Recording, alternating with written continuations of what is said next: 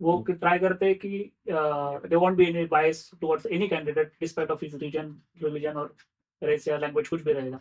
तो I don't think कि वो इतना मैटर करता रहेगा। जो हमारा ऑप्शनल है उसमें उसने वही कहा कि की पॉइंट्स क्या होने चाहिए कि आप चूज करने से पहले कि हाँ ये देख लो, ये कर लो, ये अच्छा आपको क्या क्या लगता है? जो आपका जैसे पीएसआई और ऑप्शनल आपने प्रिपेयर किया है, तो उसके एकदम मतलब ब्रीफ में जो भी स्ट्रैटेजी हो सकती है, की रिसोर्सेज और की मतलब कोई टीचर जो बहुत फेमस हो और टेस्ट सीरीज मतलब क्या फॉलो करें ताकि ये पेपर बहुत अच्छे से प्रिपेयर हो जाए, आप बताएंगे? इंटरनेशनल रिलेशन भी कवर हो रहा है, समहाउ सिक्योरिटी का भी कवर कर रहे मतलब हैं। ओवरलैपिंग ओवरलैपिंग अगर का टाइम बहुत कंज्यूमिंग है तो वर्थ इट है। वर्थ इट है, क्योंकि पेपर 1 का पार्ट 1 जो है तो थिंकर्स है, एथिक्स में केस स्टडी वो थिंकर्स के ऊपर ही बहुत सारे केस स्टडीज है, तो एथिक्स में भी हेल्प हो जाता है और फिलोसॉफिकल जो एसेज आते हैं उसमें भी हेल्प हो जाते हैं। तो एस्पिरेंट जनरली सोचते हैं ये कि जब तक मेरा ऑप्शनल प्रिपेयर नहीं होगा प्रॉपरली, जीएस प्रिपेयर ना होगा, मैं टेस्ट चालू नहीं करूंगा। बट मुझे लगता है वो गलत तरीका होगा।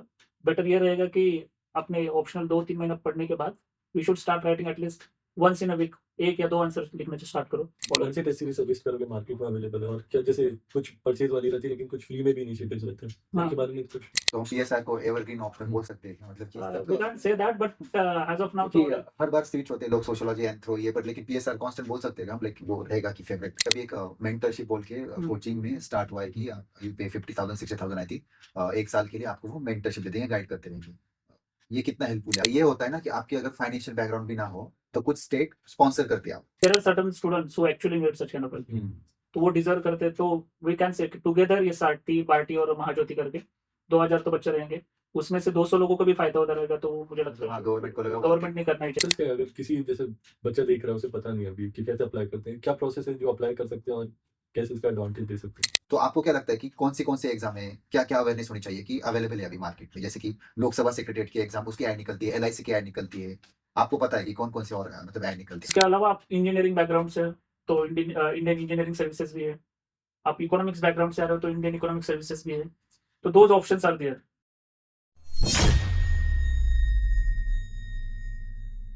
Welcome to hot talks. आज हमारे पॉडकास्ट में है धनराज।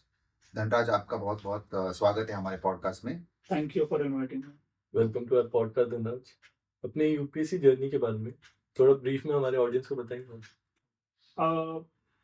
मैं 12th तक आर्ट्स में था, तो आर्ट्स में मुझे ऑप्शन ज़्यादा पता नहीं थे। तो मेरे जो प्रोफेसर थे तो उन्होंने ऑप्शन बताए थे कि जैसे कि तुम स्टेट्स के सर्विसेज दे सकते हैं, पैरेलल यूपीएससी की दे सकते हैं। तो मैंने ग्रेजुएशन मुंबई से किया जर्नलिज्म में, लेकिन डिसाइड यही था कि यूपीएससी और स्टेट के एग्जाम दूंगा। तो ग्रेजुएशन के बाद मैंने थोड़ा टाइम तक जॉब किया था, उसके बाद प्रिपरेशन स्टार्ट किया था। तो 15 में स्टार्ट किया था प्रिपरेशन, 15 और 16 में। तो फर्स्ट अटेम्प्ट में तो कुछ रिजल्ट नहीं आए थे। सेकंड अटेम्प्ट में मेंस दिया था एक, तब लेकिन शुरुआत में ऑप्शनल इकोनॉमिक्स लिया था क्योंकि मैं पैरेलल मुंबई यूनिवर्सिटी से मास्टर कर रहा था इकोनॉमिक्स में। लेकिन because of technical arts background मुझे वो टेक्निकलिटीज में इशू आ रहे थे, तो ऑप्शनल मैंने उसके बाद भी 2 अटेम्प्ट दिए थे लेकिन प्रीलिम्स नहीं हुआ, इकोनॉमिक्स में जाना। तो ऑप्शनल मैंने ड्रॉप कर दिया था और बीच में मैं वापस जॉब कर रहा था। तो ऑप्शनल मैंने स्विच करके पीएसआर ले लिया, तो पीएसआर का ही प्रिपरेशन कर रहा था। जैसे धनराज आपने बोला कि आपका ह्यूमैनिटीज का बैकग्राउंड था, जो कि उस टाइम बहुत कम लोग लेते थे, मतलब क्योंकि उसमें कोई चॉइसेस थी नहीं। जैसे आपने बोला कि यूपीएससी का ही बताया, तो रिस्ट्रिक्टेड आपके पास अपॉर्चुनिटीज थी। राइट। उसके बाद आपने फिर यूपीएससी का जर्नी स्टार्ट भी किया, लेकिन जो इकोनॉमिक्स ऑप्शन का बोला आपने, तो इकोनॉमिक्स तो बीए में मतलब ह्यूमैनिटीज में होती है, तो टेक्निकल लेकिन इकोनॉमिक्स नॉट जनरल इकोनॉमिक्स तो रहता है, लेकिन मास्टर में यूपीएससी ऑप्शनल में भी आपको मैथ्स स्टैटिस्टिक्स अच्छा तरीके से आना चाहिए, then only you can score well. नहीं, ऐसा बोला भी जाता है, जैसे आपने बताया कि टेक्निकल तो है सब्जेक्ट, लेकिन साथ ही साथ इसमें वो जो टीचर्स हैं या सोर्सेस हैं वो ज़्यादा अवेलेबल नहीं है। हाँ, वो भी है कि जैसे कि ओल्ड राजन अगर में देखा जाएगा तो हार्डली 2 या 3 क्लासेस इकोनॉमिक्स के लिए, वहाँ पे भी बहुत बच्चे कम है। और जनरली जो डीयू दिल्ली यूनिवर्सिटी से बच्चे स्टूडेंट्स है वो प्रेफर करते हैं इकोनॉमिक्स लेने के लिए। मे बी उनका मैथ्स या बैकग्राउंड और दिल्ली यूनिवर्सिटी का सिलेबस ही सिमिलर टू यूपीएससी ऑप्शनल जैसा है, so it helps them to in optional, तो वो प्रेफर करते हैं। तो ये बट एक्सपीरियंस कैसा रहा, मतलब इकोनॉमिक्स का, मतलब जब ऑप्शनल लिया था कुछ इकोनॉमिक्स डिफिकल्टी वगैरह थी, जो सोर्सेज थे वो कैसे थे? सोर्सेस तो स्टैंडर्ड बुक से, इनफैक्ट जो डिफरेंस मुझे अदर सब्जेक्ट्स में जो यूजुअल जनरल सब्जेक्ट्स रहते हैं, जैसे कि सोशियोलॉजी या पीएसआर है या एंथ्रोपोलॉजी, उनके सोर्सेस इजीली अवेलेबल है। लेकिन इकोनॉमिक्स ऑप्शनल में आपको require to have standard books from बाहर से जो ऑथर्स है उनके भी, इंडिया के कुछ ऑथर्स है उनके भी, तो वो बुक्स आपको खुद को पढ़ने पड़ते हैं। तो you don't have like PSR में you will get Shubhra Ranjan ma'am के नोट्स मिलते हैं, कि मैंने सुना है बहुत सारे लोगों ने तो उनके सिर्फ नोट्स के ऊपर ही उनका ऑप्शनल अच्छे तरह से कोचिंग करके उनके नोट्स पे ही उन्होंने ऑप्शनल प्रिपेयर किया था। लेकिन इकोनॉमिक्स में ऐसे नहीं, इकोनॉमिक्स में आपको स्टैंडर्ड बुक से रेफर करना पड़ता है, क्वेश्चन भी वेरी होते हैं, मोर देन दैट ये आपका थोड़ा बैकग्राउंड रहेगा तो देन ओनली इट विल। जैसे आपने बताया इतना टेक्निकलिटी है उसमें, सोर्सेज कम है, स्कोर्स भी इतना अच्छा देता नहीं इकोनॉमिक्स, मतलब टॉपर बहुत कम देखे इकोनॉमिक्स। राइट राइट तो राइट। आपने मतलब फिर क्यों चूज किया इकोनॉमिक्स? और आप it was because I was doing master in from Mumbai university, तो इसलिए मैंने डिसाइड किया था कि ऑप्शनल ले लूं।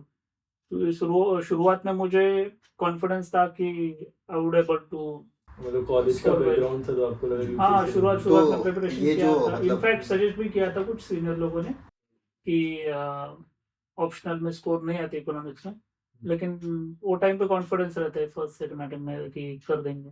तो ये जो मतलब हमें एस्पिरेंट्स देख रहे होगे उनको आप क्या बताएंगे कि हाँ, अगर मैंने पीजी में अगर मेरा वो ऑप्शनल मतलब मेरा सब्जेक्ट है, तो इज इट नेसेसरी कि मैं वो ले लूँ, या कुछ अलग, कि जैसे बहुत सारे होते हैं कि साइंस में जूलॉजी होता है या केमिस्ट्री होता है, उनको लगता है अरे ये तो मेरे पीजी में सब्जेक्ट था, Exactly. शायद Maths मेरा भी- हाँ maths भी- मैथमेटिक्स भी होता है तो मैं ले लेता हूँ। लेकिन मतलब एक रियलिटी भी आने के बाद यहाँ पे पता चल कितना रिसर्च करना चाहिए हमें ऑप्शनल में। आई केम अक्रॉस 2-3 फ्रेंड्स की जिन्होंने जैसे कि मैंने इकोनॉमिक्स ऑप्शनल जो था उनका या एक और उसमें कि पीयर कितने मिलेंगे आपको, कि इकोनॉमी में आपको जैसे पीएसआर में बहुत Exactly. लोग मिलेंगे, ज्योग्राफी में मिलेंगे, एंथ्रो में, सोशियोलॉजी में तो हाँ टेलीग्राम के ग्रुप्स भरे हाँ, पड़े। तो ये ग्रुप कितना क्रिएट होता है अगर इकोनॉमी लिया? इकोनॉमिक्स में हार्डली बहुत कम बच्चे मिलते हैं कि जो स्टूडेंट्स दिख जाते हैं कि जिन्होंने इकोनॉमिक्स ऑप्शनल लिया है।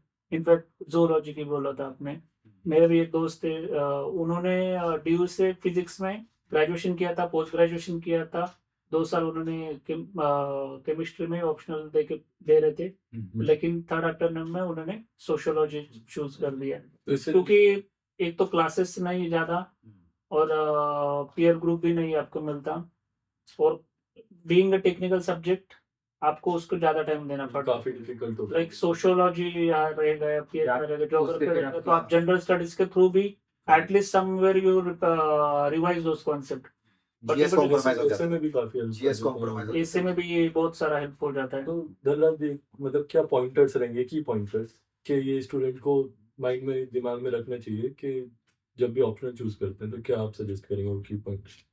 Particular if you are going for optional, जैसे कि इकोनॉमिक्स है, जूलॉजी है, केमिस्ट्री है, फिजिक्स है, unless and until they are very good in their graduation में या पोस्ट ग्रेजुएशन किया रहेगा, then only they should go for that those subjects. It's not like कि वो बैकग्राउंड से जो आते हैं उनका क्लियर नहीं होता, but as per has I know कि उनका नंबर तो कम ही रहता है, तो बेटर इट गो टू जैसे जनरल ट्रेंड है जिसको मार्क्स अभी ज़्यादा मिल रहे हैं, 5-6 सब्जेक्ट है, वहाँ पे आप डिस्कस करके सीनियर के साथ या क्लास में मेंटरिंग भी अवेलेबल रहती है, उनके साथ डिस्कस करके ऑप्ट कर सकते हैं। मतलब भीड़ चल सकते हैं हाँ, इसमें। नहीं, वो वही इसमें ऑप्शन है मुझे इसमें तो जो लगता होता है। है ना, एक हटके में ऑप्शन ले लूं कि अगर मैंने वही ऑप्शन ले लिया कि पीएसआर हो गया ज्योग्राफी, हम्म, तो उसमें मार्क्स नहीं आते, तो एक मैं ऐसा करता हूँ कि हटके ले लो, केमिस्ट्री ले लेता हूँ, हम्म, शायद उसमें पेपर चेक में ऐसे भी लोग बोलते हैं कि मुझे संस्कृत बोलते हैं बहुत लोग, कि संस्कृत ये लोग या- भी नहीं हाँ। बोलते। या जूलॉजी ले लिया, वहाँ पे तो कोई कंपटीशन नहीं है, तो मैं पढ़ाई करूंगा मुझे मार्क्स मिलेंगे, ये भी कई लोगों का थॉट होता नहीं है। नहीं, इवन इनफैक्ट ये टेक्निकल सब्जेक्ट्स के लिए तो है ही, ज़्यादा लोग लिटरेचर चूज करते हैं उनके स्टेट्स की लैंग्वेज का, वो भी रहता है कि being suppose I am from Maharashtra, तो मराठी ले लूंगा, एक्सप्रेस भी अच्छा कर पाऊंगा और चेक करने वाले भी थोड़े बायस होकर मुझे मार्क्स दे देंगे। लेकिन ये फैला गया है क्या? यूपीएससी, हाँ, ये मार्केट उतना में नहीं। फैला गया है क्या? यूपीएससी यूजुअली उनके कुछ पैरामीटर्स रहते हैं, होंगे वो हम्म। ट्राई करते हैं कि they want B any bias towards any candidate despite of his religion और रेस या लैंग्वेज कुछ भी रहेगा। तो आई डोंट थिंक कि वो इतना मैटर करता रहेगा। एंड ऑफ द डे उनके पास कुछ पैरामीटर रहेगी, सबको इक्वल ट्रीट करनी है। हम्म। तो इस जो हमारा ऑप्शनल है उसमें उसने वही कहा कि की पॉइंट्स क्या होने चाहिए कि आप चूज करने से पहले कि हाँ ये देख लो, ये कर लो, ये तो आपको क्या checklist क्या है? हाँ चेकलिस्ट क्या है? चेकलिस्ट तो मेरे हिसाब से पहले तो जनरल ट्रेंड देख लो मार्केट में क्या है, ठीक है। इससे आपको पता चलेगा कि 4-5 सब्जेक्ट ये है विच वन कैन ऑप्ट।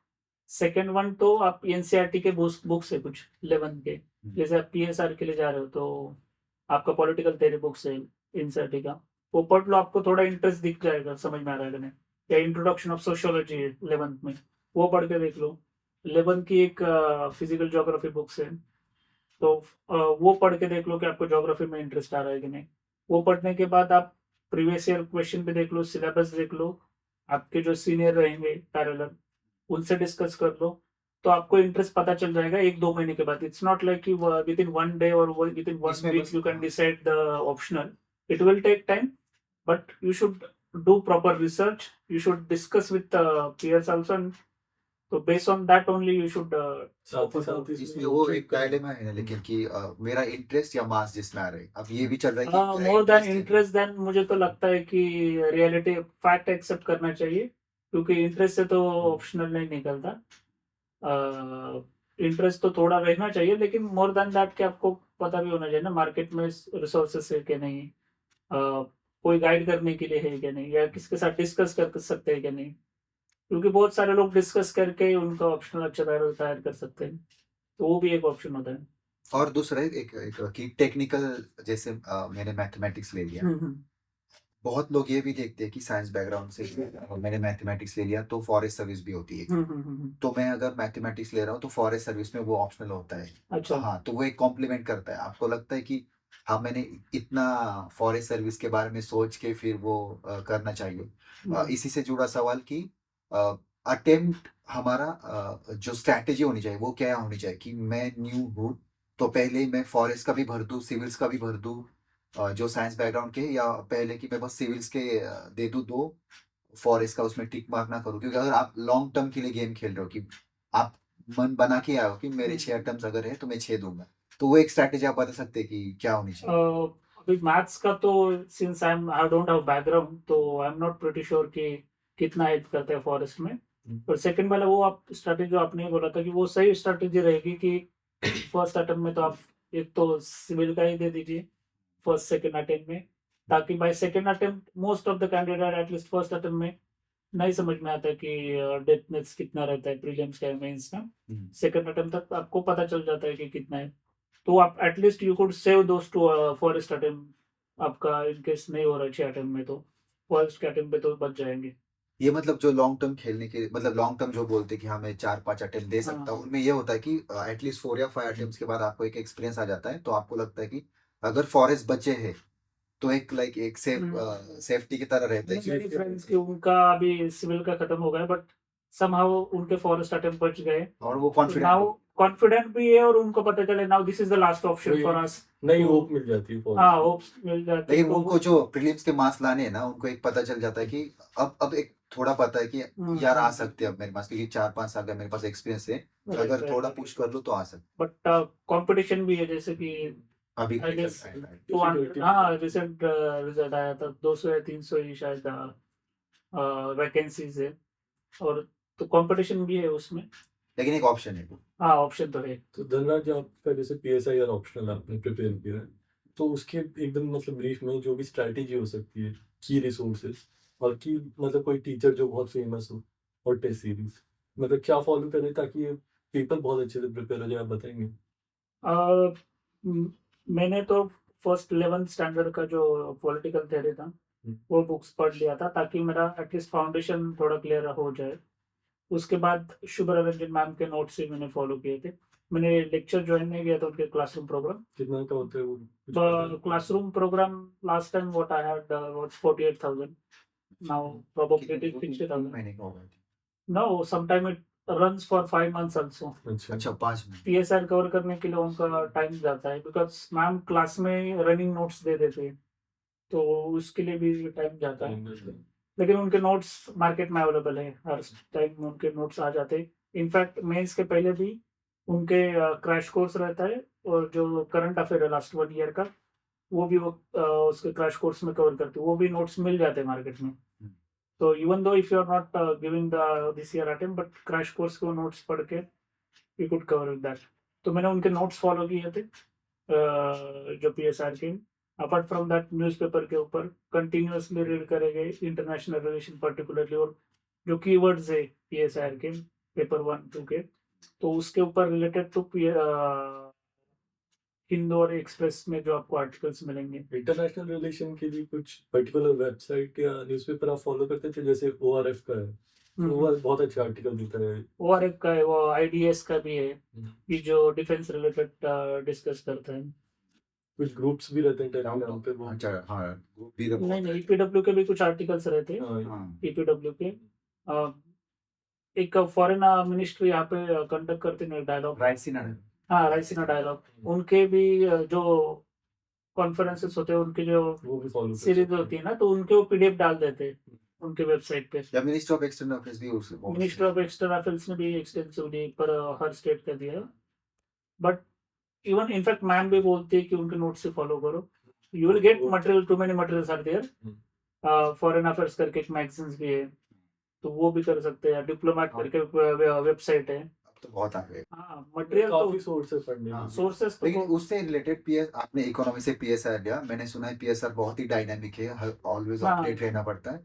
तो आप किसी को सजेस्ट करेंगे कि PSR लेके जा क्योंकि मैंने देखा यार बहुत ही ये एड्स पढ़ो नहीं लेकिन फिर काफी IS फेमस भी है ना फेमस है लेकिन वो हाँ। जाने के बाद ऐसे लगता है यार ये क्यों नहीं लेकिन उसका हेल्प भी होता है ना जैसे कि IR का आपका GS2 में पूरा हेल्प हो रहा है तो आपको SC में भी हेल्प हो रहा है GS2 में पर्टिकुलरली PSR का सेकंड पार्ट जो है आपका पूरा GS2 कवर ही कर रहा है इंटरनेशनल रिलेशन भी कवर हो रहा है समाउ सिक्योरिटी का भी कवर कर रहा मतलब है ओवरलैपिंग Overlapping अगर टाइम बहुत है। कंज्यूमिंग है तो लाइक वर्थ इट है वो वर्थ इट है क्योंकि पेपर 1 का पार्ट 1 जो है तो थिंकर्स है एथिक्स में केस स्टडी वो थिंकर्स के ऊपर ही बहुत सारे केस स्टडीज है तो एथिक्स में भी हेल्प हो जाता है और फिलोसॉफिकल जो एसेज आते हैं उसमें भी हेल्प हो जाते हैं in fact it helps in prelims also हाँ, ठीक है। तो it every optional has such kind of advantage in कि जैसे धनराज जो ऑप्शनल है उसमें पढ़ने के साथ साथ लिखना भी important role significant role play करता है कि आपने लिखना मतलब आंसर राइटिंग एक तरीका होता है हर एक ऑप्शन का अपना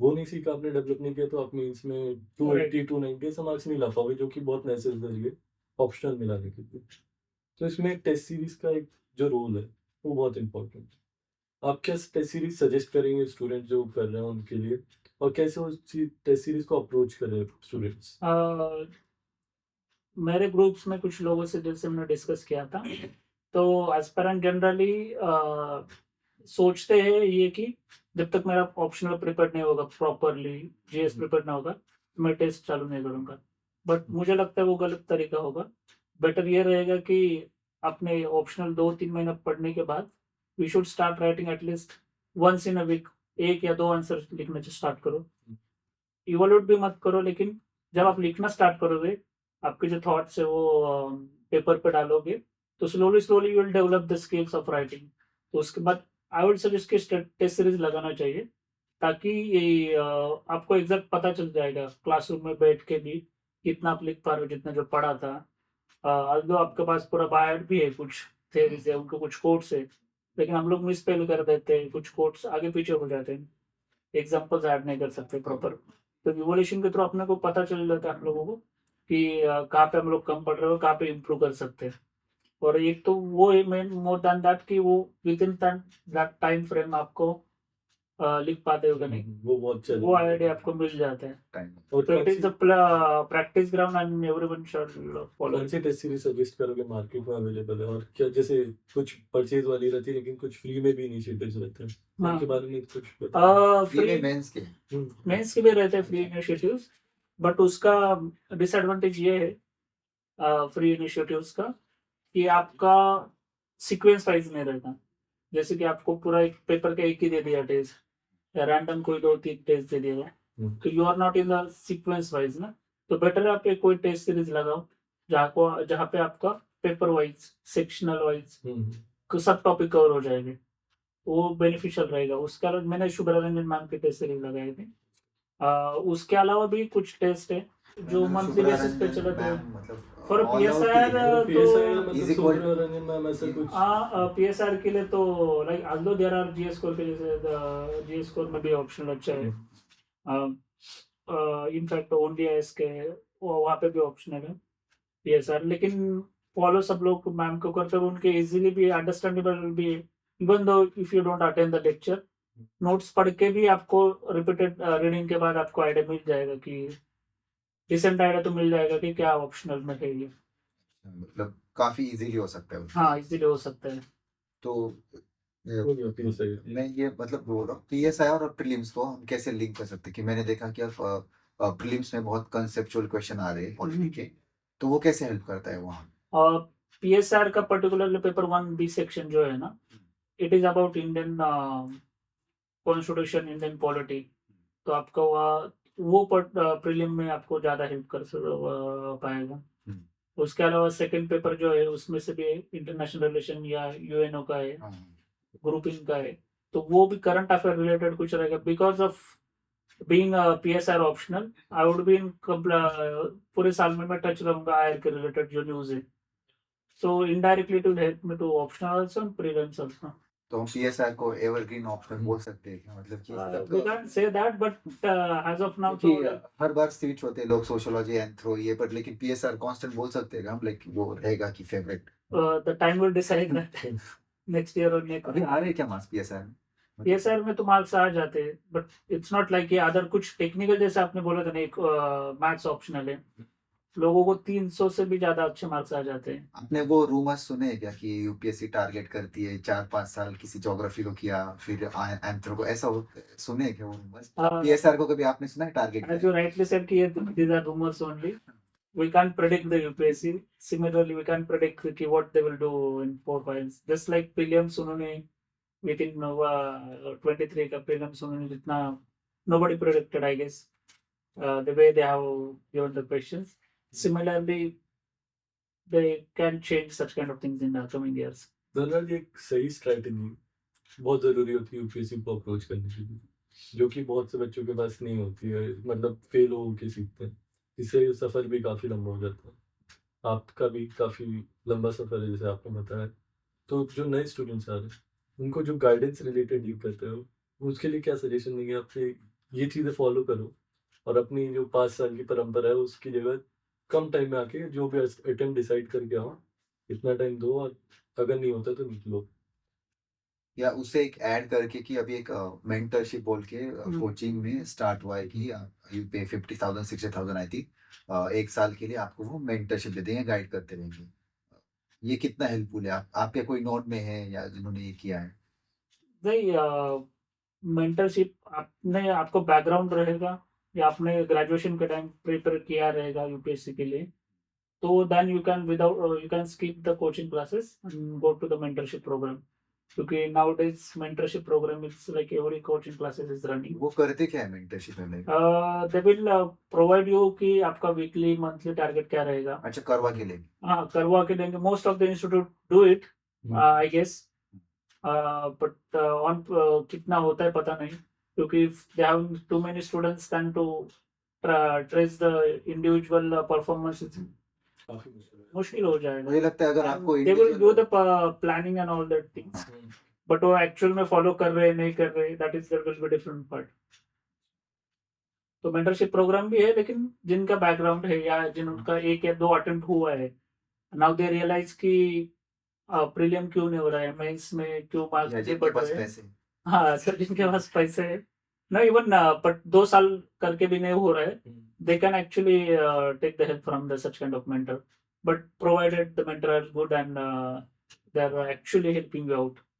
वो तो है। वो मतलब उसका कुछ डेमो वीमो भी आई थिंक देते होगे कि कोचिंग वाले की एक फ्री मेंटरशिप वगैरह देते होगे कि right? No, I am not sure about that कि देते रहेंगे probably, क्योंकि freebies तो has to be the government follow करे, it is part of society, तो वो रिवॉल्वर होता देते रहेंगे। ये जो एक फ्री मेंटरशिप भी अवेलेबल होती है, मतलब लाइब्रेरी कल्चर चलता है काफी बार में, हम्म, इसमें जो बड़े भैया लोग वेटरन्स बोलते हैं यूपीएससी के, हाँ। जिन्हें काफी लंबा एक्सपीरियंस है, वो भी हेल्प करते हैं। डिपेंड ऑन दैट भैया कि वो कैसे हेल्प करे, क्योंकि it has to be there for a long time. वो सिर्फ आपको दो 1 घंटे की पट्टी हाँ पढ़ा के चले ना। महीने में एक बार मिलेंगे और आपको लेसन दे देंगे, ये करना, ये करो, ऐसा करो, प्रीलिम की तैयारी अभी से करो, मेंस का ऐसा करो।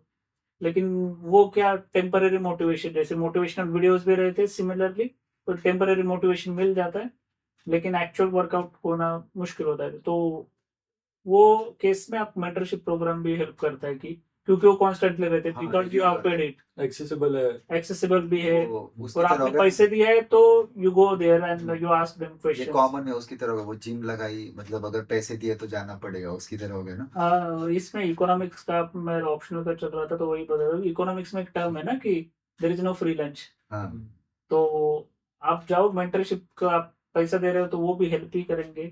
उनके पास भी बड़े जो ऑर्गेनाइजेशन है, उनको लॉन्ग टर्म में उनका क्लास चलाना है ना, कि तो उनके पास प्रॉपर प्लानिंग भी रहेगी, तो मैनेजमेंट में उस चीज का रहेगा। था यार, फ्री लंच क्यों छोड़ दिया आपने? Back to our original question कि जैसे सफर लंबा होता है, हम्म, तो ऐसा कुछ सेट करके आना चाहिए बच्चों को कि कितना अटेम्प्ट देंगे, और इसके बाद अगर नहीं होता है तो एक बार स्ट्रेटजी को फिर से फिगर आउट करेंगे, और अगर नहीं होता है तो दूसरे ऑप्शंस भी ट्राई कर सकते मैंने मतलब आपने भी जॉब करा, फिर आए, फिर जॉब कर रहे हैं अभी, तो वो वाली की कितना बैलेंस करना कितना जरूरी है? Plan A, plan B, work, plan C, जो भी है हमारे, अब प्लान जेड तक चले गए, मतलब कितना जरूरी है? प्लानिंग पर्टिकुलरली इसमें सबसे ज्यादा कौन अफेक्ट होते हैं ना, जितना मुझे लगता है ह्यूमैनिटीज बैकग्राउंड के, क्योंकि एटलीस्ट इंजीनियरिंग बैकग्राउंड के जो है, after 3 4 5 6 years now they can do certain courses, they can reapply within the industries, they have several options, but humanities background के लिए आफ्टर ग्रेजुएशन तो जॉब भी पहले पहले अपॉर्चुनिटीज कम है, and after your taken so long break, तो मतलब जो आपका प्लस पॉइंट था ह्यूमैनिटीज में कि आपने जो सब्जेक्ट्स पढ़े वही कर्स बन जाते हैं बाद। एग्जैक्टली। तो ऑप्शनल आप ये कर सकते हैं ना, कि आप डिसाइड करोगे कि इतना 2 या 3 अटेम्प्ट देने के बाद, क्योंकि आपका फाइनेंशियल बैकग्राउंड ठीक रहेगा तो आप चल सकते हो 6 अटेम्प्ट तक। हैं। लेकिन फाइनेंशियल बैकग्राउंड भी ऑलवेज मैटर नहीं करता, क्योंकि आपके ईयर तो चले जाते हैं। तो there are other options also, कि हम लोगों ने जो यूपीएससी से कम नीचे के एग्जाम देना ही नहीं डिसाइड किया रहते हैं मेंटली, ईगो पे वो होता ईगो पे ले लेते हैं, उसमें अटेम्प्ट चले जाते हैं और साल भी चले जाते हैं। तो I think I should even in fact for my self कि मैं वो एग्जाम में ज्यादा ट्राई करना चाहता हूँ।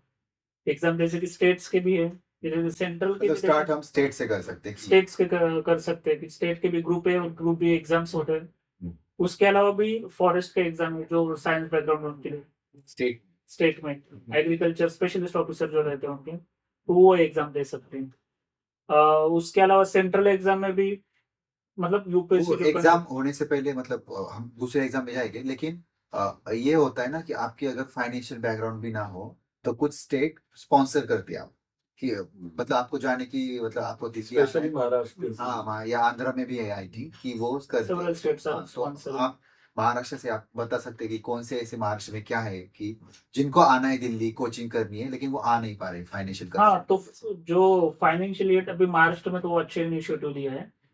वहाँ पे क्या किया जाता है ना, एससी कैटेगरी के लिए वहाँ पे पार्टी करके ऑर्गेनाइजेशन है, तो एवरी ईयर दे सेंड्स अराउंड 300 स्टूडेंट्स दिल्ली के लिए। तो उनका वो क्लासरूम जो प्रोग्राम के फीस रहती, which is around 2 lakh for GS, और ऑप्शनल का 50,000 60,000 सी सेट वगैरह पकड़ के, तो वो पूरा फीस भर देती है। अपार्ट फ्रॉम दैट, अभी दिल्ली में खर्चा भी ज्यादा रहता है, food, rent and library, all that, तो उसके लिए भी वो स्टाइपेंड देती है 13,000। Sure. तो सिमिलर लाइक बार्टी, महाराष्ट्र में ओबीसी के लिए भी महाज्योति करके एक ऑर्गेनाइजेशन है, वो भी 1500 स्टूडेंट्स को स्पॉन्सर कर रहे हैं, 1500 स्टूडेंट्स। और सारथी करके जो ओपन मराठा में आते हैं, मराठा कुंती में, उनके लिए स्पॉन्सर करते हैं, दे आर आल्सो अराउंड 200-300 तो ये 1 साल के लिए। 1 साल के लिए। So they will provide you the classroom का फीस, ऑप्शनल का सी सेट का फीस भी दे देते हैं, स्टाइपेंड देते हैं मंथली, और जब शुरुआत में आते हैं तो आपका ट्रैवलिंग कॉस्ट वगैरह शुरुआत में रूम वगैरह देखने के लिए। सो इट्स जैसे वेल एंड अभी गुड। अभी आप ही ने बोला कि there is no free lunch, हाँ, तो जो ये इनिशिएटिव्स हैं, ये हो सकता है काफी बच्चों को हेल्प मिलती राइट है राइट। होगी, और काफी निकलते भी होंगे इससे, लेकिन एक लार्ज चंक है जो कि इस भूल भुलैया में रह जाते हैं यूपीएससी की। तो आपको क्या लगता है कॉस्ट जो है लॉन्ग टर्म में काफी पे करना पड़ता है student It both have advantage disadvantage, but there are certain students who actually need such kind of help. को? तो वो डिजर्व करते हैं, तो वी कैन से टुगेदर ये सारथी बार्टी और महाज्योति करके 2000 तो बच्चे रहेंगे, उसमें से 200 लोगों को भी फायदा होता रहेगा। तो मुझे लगता हाँ है गवर्नमेंट को लगा गवर्नमेंट नहीं करना ही चाहिए, क्योंकि end of the government is not for business, they are for social welfare, so they should do it. तो 200 तो बहुत मतलब सिग्निफिकेंट नंबर बोल रहे हो आपके, जब 1000 भी सिलेक्ट नहीं होते यूपीएससी में। हाँ, लेकिन at least out of 2000, if 200 students are getting at prelim stage, main stage, some of them are Exposure mill interview, सकता or some of them are even listed into the interview. Last year, because as of I know, जो सारथी organization है, they have declared somewhere 30 or 40 students were selected from their organization. So which is good number. If 900 vacancies are there, 30 students are from one organization. So they, because they are sponsoring, if even if you are not you're not received the aid for classes ना, and directly you are giving for mains or interview, तो भी वो sponsor कर देते क्या हैं। Process क्या है, अगर किसी जैसे बच्चा देख रहा है उसे पता नहीं है अभी कि कैसे अप्लाई करते हैं, क्या प्रोसेस है जो अप्लाई कर सकते हैं और कैसे इसका एडवांटेज दे सकते हैं? There are certain students who actually need such kind of help, तो वो डिजर्व करते हैं, तो वी कैन से टुगेदर ये सारथी बार्टी और महाज्योति करके 2000 तो बच्चे रहेंगे, उसमें से 200 लोगों को भी फायदा होता रहेगा। तो मुझे लगता है हाँ गवर्नमेंट को लगा गवर्नमेंट नहीं करना ही। टेलीग्राम पे कुछ एमपीएससी और यूपीएससी के लिए जो ग्रुप्स रहते हैं वो भी अपडेट करते रहते हैं कि फॉर्म आए, हो गए वो भी यूट्यूब पे चैनल रहते हैं, वो भी अपडेट करते रहते हैं। You need to be in such kind of groups, और you need to follow those website, ताकि आपको आइडिया मिल जाता है। फेयर अमाउंट ऑफ टाइम भी रहता है, बट जस्ट मेक श्योर कि आप उनका स्कॉलरशिप चाहिए तो आपको इनकम सर्टिफिकेट रेडी रखना चाहिए। तो वो आप अच्छा उसके लिए कुछ कंडीशंस है जो सर्टिफिकेट कास्ट से कास्ट सर्टिफिकेट तो यूजुअली रहता है, लेकिन इनकम है इनकम सर्टिफिकेट हर साल निकलना पड़ता है। तो बहुत सारे लोगों के पास नहीं रहता, और अभी भी टाइम लग जाता है, कभी 15 दिन 20 दिन मिलने के लिए, तो तब तक डेट चली जाती है, तो you again have to wait for the next year. So better be ready, even not for that. UPSC का भी फॉर्म आता है फरवरी में आसपास, इसमें भी लगता है। उस पर भी लगता है आपको। एक और क्वेश्चन इसी से रिलेटेड कि इनसे ये तीनों इनिशिएटिव है, इनका बेस्ट यूटिलाइजेशन स्टूडेंट कैसे कर सकते हैं? जैसे एकदम पता चला आ गए एक साल, पता ही नहीं चलता कहाँ चला गया 2 महीने, तो ऐसा कुछ कर सकते हैं कि पहले से थोड़ा प्रिपेयर करके रखें घर से, ऑनलाइन कुछ भी जो फ्री में मिल रहे हैं, वैसे एनसीईआरटी कवर करके फिर एक साल आके एकदम फोकस अटेम्प्ट दें। और वो तो ग्रेजुएशन में मुझे लगता है कि जब आप स्टार्ट करेंगे तब तो एक हो सकता है कि ग्रेजुएशन में मतलब बेस्ट यूज केस क्या हो सकता है इनिशिएटिव का स्टूडेंट की? मुझे तो लगता है कि फर्स्ट स्टार्ट होना चाहिए न्यूज़पेपर से। Even though you are not trying for UPSC, at least you get the basic idea कि चल क्या रहा है इंडिया में या वर्ल्ड में, क्या चल रहा है, एंड यू स्टार्ट रिलेटिंग। तो आपको इशू, जब नॉर्मल आर्टिकल पढ़ने के बाद भी आपको आइडिया मिल जाता है क्या चाहिए, सोशल प्रॉब्लम है, क्यों हो रहा है, तो उससे आपका इंटरेस्ट जनरेट हो जाता है। Second step will be you start with the NCERTs, not required, you can start with the 6th 7th standard का एनसीईआरटी स्टोरी टाइप है, इंटरेस्ट भी जनरेट कर देता है, कॉन्सेप्ट भी क्लियर कर देता है। तो slowly, even with in 1 or 2 months, you can complete the all the NCERTs if daily 8 or 9 hours given. तो आपका 1-2 महीने में एनसीईआरटी खत्म होने के बाद आपको फेयर आइडिया मिल जाता है कि ओवरऑल हिस्ट्री, ज्योग्राफी, सोसाइटी या वर्ल्ड हिस्ट्री इसमें दिया गया है। उसके बाद you then start preparing actual standard books जो है यूपीएससी के लिए पढ़ने के लिए स्टार्ट। और आजकल तो मतलब अगर फाउंडेशन आपको चाहिए, अगर आपने डिसाइड किया है ग्रेजुएशन होने से पहले, तो बहुत सारे यूट्यूब पे अवेलेबल है कि आपका बेसिक तो कौन से फ्री में भी अवेलेबल है। क्लियर हो सके। बहुत सारे चैनल्स है कि जो आपका एक फाउंडेशन बेस भी नहीं, बहुत सारा अच्छे से कर सकते हैं आप। लेकिन वही हो जाता है ना कि आप then you need to follow one only, either you join some coaching class, क्योंकि उनका भी प्रोसेस रहता है ना। नहीं, लेकिन ये अगर सारथी जैसे अगर आपको एग्जाम देनी है तो उससे पे अगर आपके पास उतनी फाइनेंशियल कैपेसिटी नहीं है, तो आप एक पहले अगर आप ग्रेजुएशन में आपने डिसाइड किया है मुझे यूपीएससी करनी है, आप जाओ यूट्यूब के वीडियो जो है वो है देखो, एटलीस्ट वो एग्जाम आप क्रैक करने के लायक हो जाओ। इससे आप दिल्ली मतलब एक अच्छा वो एग्जाम को स्ट्रेटेजी ये रहेगी ना, क्योंकि सबसे जहाँ वहाँ क्योंकि पे अगर सबसे किसी ने ज्यादा मुझे इंजीनियरिंग लगता किया है कि उसका बेनिफिट उन लोगों को ही होता है जो फर्स्ट और सेकंड अटेम्प्ट दिया है, हाँ तो वही वो देखिए। ऑलरेडी उनके पास ओवरव्यू है मटेरियल उनके मतलब पास। उनको आइडिया रहती। फिर जो रिसेंट ग्रेजुएट हुआ है, जो उन्होंने कभी प्रिपरेशन नहीं किया है, उनके लिए थोड़ा डिसएडवांटेज रहता है। तो बेटर यही रहेगा कि जब भी आप स्टार्ट करो, start with the complete NCERT और प्रीवियस ईयर क्वेश्चन भी आप सॉल्व करके देख लो, तो आपको आइडिया तो मिल जाएगा। ये तो बात that only will can help. But there is advantage ये है कि वुमन रिजर्वेशन है वो एग्जाम्स में, अच्छा तो कट ऑफ मेल का और फीमेल का अलग लगता है। तो it can help actually female candidate, क्योंकि ये डिफरेंस ज़्यादा है। वुमन एम्पावरमेंट है, अभी पार्लियामेंट में भी आया है, तो उनको भी ऑलरेडी। तो ये तो हो गया इस एग्जाम के बारे में। मेन हमें ये मतलब आज का मतलब पॉडकास्ट का थीम मतलब यही था कि अगर आपने ईगो पे बहुत लोग लेते हैं यूपीएससी एग्जाम को कि मुझे यही करनी है, यही एग्जाम है, यही मुझे क्रैक करनी है, और वो ईगो जैसे जैसे 4-5 अटेम्प्ट हो जाते हैं ना वो कम कम होने लगता है। जो आईएएस की पोस्ट थी वो आईपीएस होके आईआरएस होके नीचे नीचे आके स्टेट पे आ जाएगी। तो वो ईगो पे ना लेके, और हम ये आज के पॉडकास्ट में देखने वाले थे कि कौन सी पॉसिबिलिटीज है, कौन से एग्जाम है कि आप उसके कर सकते हो वो एग्जाम। तो आपको क्या लगता है कि कौन से एग्जाम है, क्या क्या अवेयरनेस होनी चाहिए कि अवेलेबल है अभी मार्केट में? जैसे कि लोकसभा सेक्रेटरीट की एग्जाम उसकी ऐड निकलती है, एलआईसी की ऐड निकलती है, आपको पता है कि कौन से और मतलब ऐड निकलती है? स्टार्ट करते हैं थोड़ा टॉप से स्टार्ट करते हैं जो नियरेस्ट है यूपीएससी। या स्टेट से स्टार्ट कर सकते हैं, ऊपर जा सकते हैं। जैसे स्टेट की बेसिक तो सबसे एक स्टेट की एग्जाम होती है कि हम स्टेट की एग्जाम दे सकते हैं, वो क्रैक कर सकते हैं। और कौन सी होती है एग्जाम्स की जिससे जैसे आपने बोला था ना, ईगो पे हो जाता है मोस्ट ऑफ द कैंडिडेट को कि ठीक है 2 अटेम्प्ट हो गए, तीसरा अटेम्प्ट या अभी मैं जो कमी है मैं तीसरा अटेम्प्ट में दे दूंगा, वापस टेस्ट सीरीज लगाऊंगा या मेंटरशिप प्रोग्राम ले लूंगा, और एक अटेम्प्ट बढ़ता जाता है। मुझे लगता है ना पैरेलली, क्योंकि कभी कभी एज भी चला जाता है, कुछ एग्जाम्स के लिए एज लिमिट रहता है, तो वो भी फैक्टर आपको ध्यान में रख के you can try the several other segment.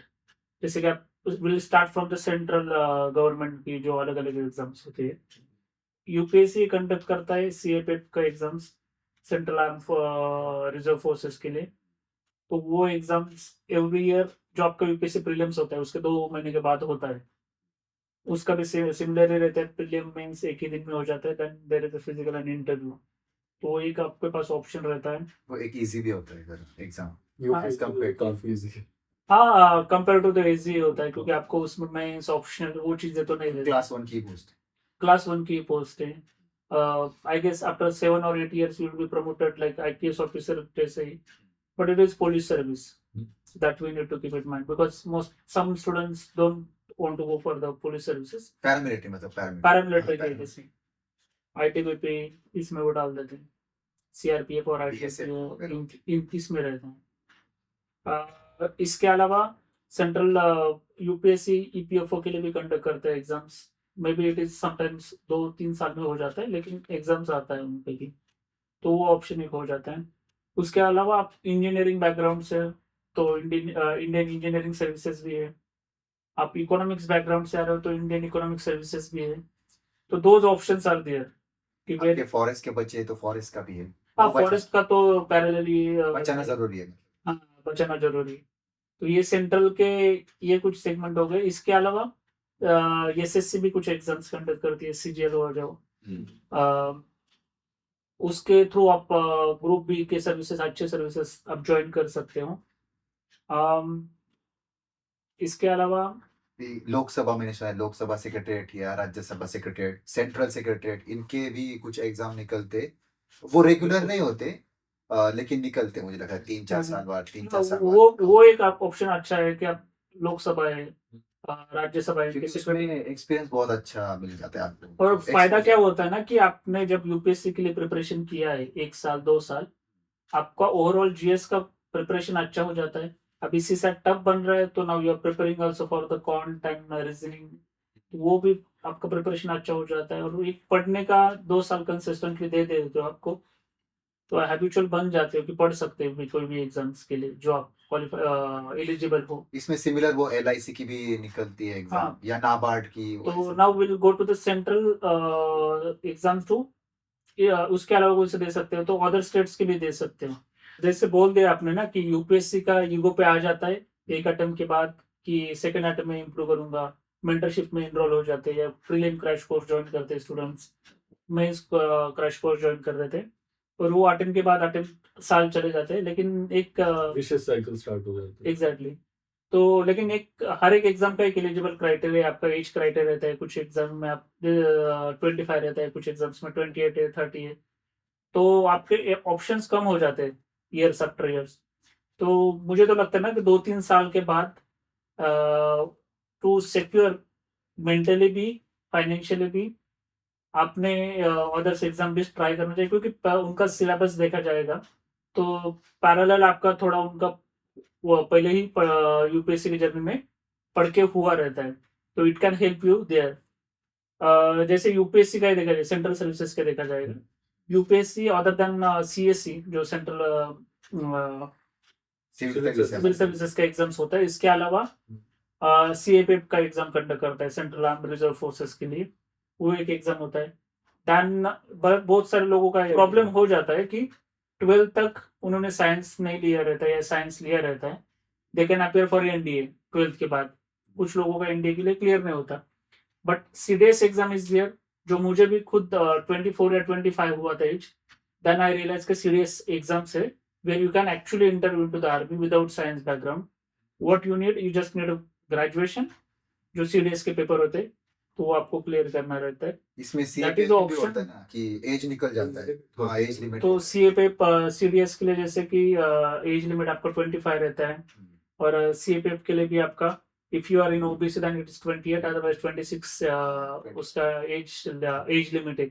तो यही मैं बोल रहा था कि ये एग्जाम्स के लिए भी ट्राई करना चाहिए। इसके अलावा भी एक सेंट्रल पुलिस ऑर्गेनाइजेशन सीपीओस के एग्जाम्स होते हैं, जो दिल्ली जैसे कि दिल्ली स्टेट है, तो उसके जो पुलिस फोर्सेस है उनके लिए रिक्रूटमेंट वहां से होती है।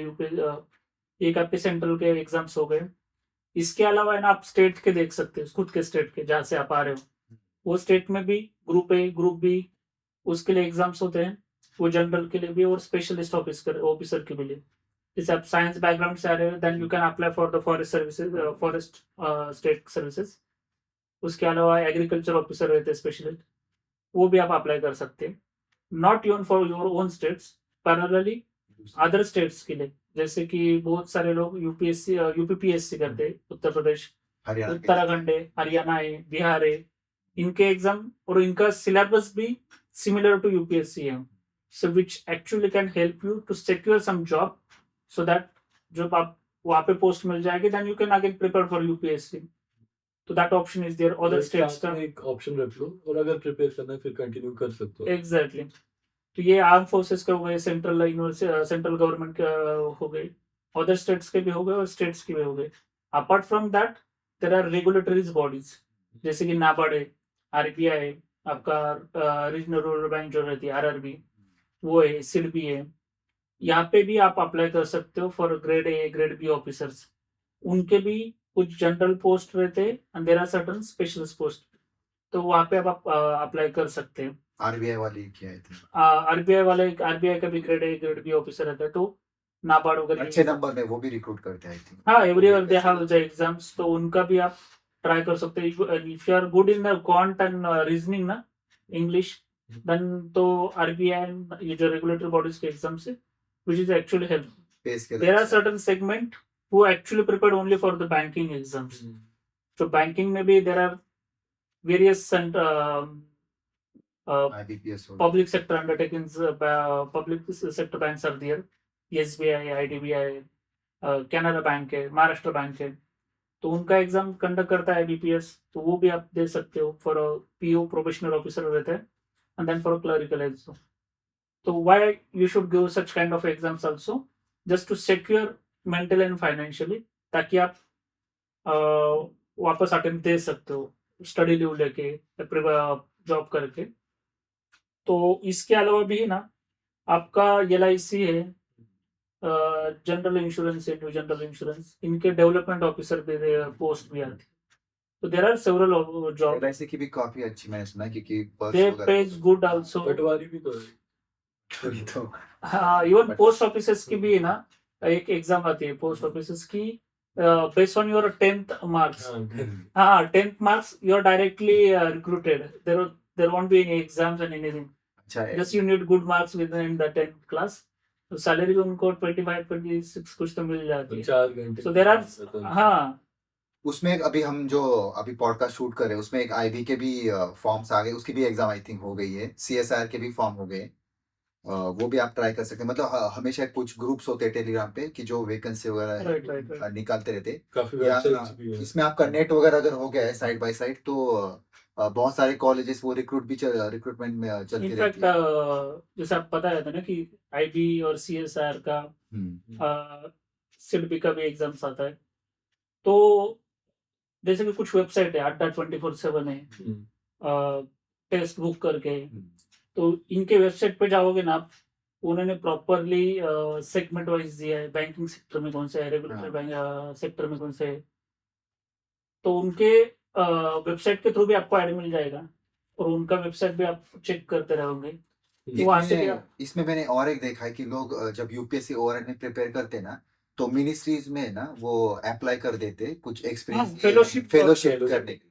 फेलोशिप का वो भी अच्छा वो आपने याद हुआ लैंड है. फेलोशिप भी होती हाँ, है। तो उसका एक इनफैक्ट स्टेट का भी रहता है, हर एक स्टेट के लिए सीएम फेलोशिप है. उसके अलावा मिनिस्टर भी यंग फेलोशिप देता है, ताकि यंग रिक्रूट जिन्होंने अभी रिसेंट ग्रेजुएशन हुआ है, उन्होंने कुछ लोगों ने जॉब भी किया 1-2 साल, उनको अपॉर्चुनिटी दे. और पे स्केल भी 70 और 80,000 है, which is also good. You get actual ground level experience, get decent income also, and it will motivate you also to get into the services. और दूसरा मैंने देखा कि जिसका पीएसआर है वो पास में किसी यूनिवर्सिटी में पीएचडी Right, को right, या right. जेएनयू को भी डाल देते ताकि एक स्टाइपेंड वो भी एक चलता रहे। ट्रेंड है कि विच इज गुड आल्सो, कि पैरेलली ग्रेजुएशन होने के बाद कुछ लोग मास्टर कर लेते जो उनको ऑप्शनल है, उसमें ही मास्टर कंप्लीट कर देते हैं, ताकि 2 साल में मास्टर भी हो जाता है, ऑप्शनल भी प्रिपेयर हो जाता है, एंड प्लान बी जो आप बोल रहे थे, प्लान बी भी सिक्योर हो जाता है कि you have master, then you can clear the SET और नेट एग्जाम देके you can complete the, even if you get the JRF which is also good option. JRF के बाद you will get the 40,000 45,000 somewhere stipend मिलता है, PhD कर सकते हैं आप. रहने की भी व्यवस्था हो जाती है। हाँ, रहने की भी व्यवस्था बहुत सारी. ये सब तो गवर्नमेंट के हो गए। Apart from government private sector भी आजकल काफी ल्यूक्रेटिव होते जा रहे हैं। राइट. इनफैक्ट प्राइवेट सेक्टर में to promote that only, government ने 2-3 साल से शायद जो लोग इंटरव्यू में फेल होते हैं, they have enable them to recruit in the public sector undertaking, जैसे कि स्पोर्ट्स अथॉरिटी ऑफ इंडिया है और बाकी पीएसयूज भी है.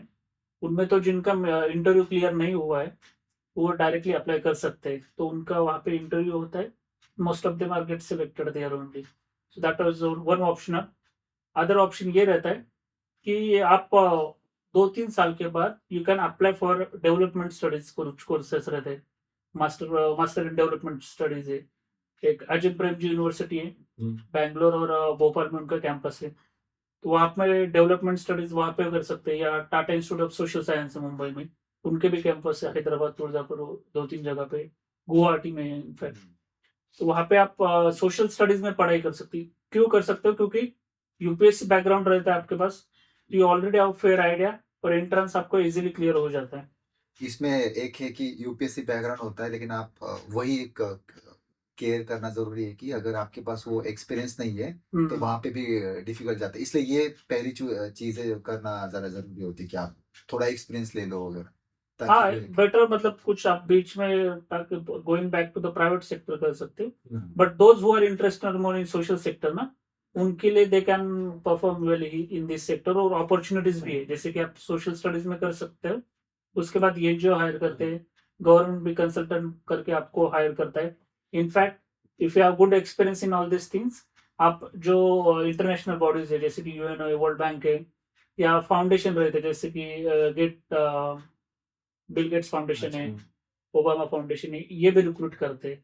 तो environment related, development studies, woman related studies, tribal gender, वगैरह एग्जैक्टली. तो ये स्टडीज एक्चुअली, जैसे कोई लोगों ने एंथ्रोपोलॉजी पढ़ा है, they have good insight about the tribal related welfare program, उनके प्रॉब्लम के बारे में, तो they can apply in such kind of things. काफी एरिया से यहाँ यूपीएससी Exactly. मतलब बस आपके क्या आंख और कान क्या खोले खोले होने होने चाहिए चाहिए। कि हमेशा कि हाँ ये चल रहा है, नहीं तो आप एक लाइब्रेरी में जाके बस बैठ रहे हो और वही राइट, कर रहे हो, एक वही ही कर टारगेट रख हाँ रहे हो, लेकिन वो नहीं हो रहा है, then you can actually should wait and see other things also कि there are several other things, and if you don't try now, after certain times age हो जाएगा, टाइम चला जाएगा, and you might not have that energy to apply for that exam. Students को मैं बोलना भी चाहूँगा कि काफ़ी ब्रीफ में इतने सारे एग्ज़ाम की एक तरीके से लिस्टिंग कर दिए कि इतने सारी चीज़ें हैं आपके पास। आप जो भी लग रहा है कि ये चीज़ ज़्यादा ल्यूक्रेटिव है या आपसे कनेक्ट हो रही है, आप उस पे फर्दर कॉम्प्रिहेंसिव एक एनालिसिस कर सकते हो और देख सकते हो आपके लिए अगर वो होता है तो। इसमें एक प्राइवेट सेक्टर हमारा बच गया है कि आप सब करके फिर से प्राइवेट सेक्टर में कैसे जा सकते हो। कुछ इंजीनियरिंग बैकग्राउंड का तो हो गया कि आपने कोर्स किया जा सकते हो। जो ह्यूमैनिटीज के या कॉमर्स के उनके लिए क्या वो भी कुछ कोर्स कर सकते हैं, या एमबीए या गेट हो गई या यही कैट वगैरह, क्या यही है ऑप्शन है? जितना मुझे पता है कि ह्यूमैनिटीज बैकग्राउंड है ना, तो ये सोशल स्टडीज थ्रू जाना इट्स गुड ऑप्शन. एमबीए तो है, MBA, but it is more preferable to those who have technical background, तो उनको उनके इंडस्ट्री में ज़्यादा प्रमोट करने के लिए हेल्प होता है. Otherwise CAT and all that exams are there, CAT through you can apply for the IIM के लिए जा सकते. लेकिन again it will take more 2-3 years, और आपका इंटरेस्ट रहेगा उसके ऊपर है. Why prefer to social studies, क्योंकि ऑलरेडी आपके पास यूपीएससी की वजह से वो नॉलेज रहता है, अवेयरनेस रहता है उस सेक्टर में, इंटरेस्ट जनरेट हुआ रहेगा, तो वो ऑप्शन अवेलेबल है. तो प्राइवेट सेक्टर में, but right time you need to take the steps. If you delay the steps then it will get more difficult to UPSC की जो कोचिंग इंडस्ट्री है और एजुकेशन इंडस्ट्री एट लार्ज, उसमें भी काफ़ी इनफैक्ट वहाँ पे भी अच्छे खासे एडटेक सेक्टर, जैसे कि एक रिसेंट रिपोर्ट भी आया था, by 2030 the edtech industry will be around $32 billion India में? इंडिया में. Hmm, So which is it's growing industry in fact. कि लास्ट 4-5 years से डिजिटलाइजेशन जो कैंपन हुआ है, और जो इनफैक्ट इन्वेस्टमेंट भी जो आ रहा है टेक सेक्टर में, तो वो एक्चुअली बूम कर रहा है. Even there are the options for short term also, even you can make the career within this industry also. UPSC में या स्टेट में की टीचर या right, even right from the faculty, even content बनाना रहता है, या other technical around technicalities में भी जा सकते हैं, because you having fair idea about this industry, so you easily can enter in this sector. इसमें एक फायदा होता है ना आपकी कि पहचान हो जाती है कि आपका पर्सपेक्टिव है ब्रॉड हो जाता है कि और लोग 4 लोग मिलते हैं कि अलग अलग Right, बातें right, पता right, चल right. जाती है। अरे हाँ, यहाँ वो की एक डिसअपॉइंटमेंट होता है कि after 5-6 years of spending in within UPSC, you don't want to go back to the private sector also, and opportunities also वहाँ पे नहीं रहती. But you can easily fit within the tech industry because you are more close to it. After spending 5 to 6, it's similar to graduation and post graduation we are doing here only. हाँ, Why not to spend rest of life with tech sector, and which is promising also, in fact. काफ़ी options available Right. रहते हैं, सिर्फ UPSC आखिरी पड़ाव नहीं है आपकी ज़िंदगी का। इन केस आप फेल होते हो तो ये सब रेफर कर सकते हो। धनराज मतलब जो नए एस्पिरेंट्स आ रहे हैं अभी ग्रेजुएशन में है, जिनका ग्रेजुएशन स्टार्ट हो गया है, क्या अभी पास आउट किया है, वो यूपीएससी का प्रिपरेशन करनी है, उनको आप क्या मैसेज देना चाहें दोनों? यही ग्रेजुएशन के बाद यू डिसाइड कि आपको पहले जॉब सिक्योर करना है, या यूपीएससी के लिए 2 साल पहले 2-3 अटेम्प्ट देने हैं.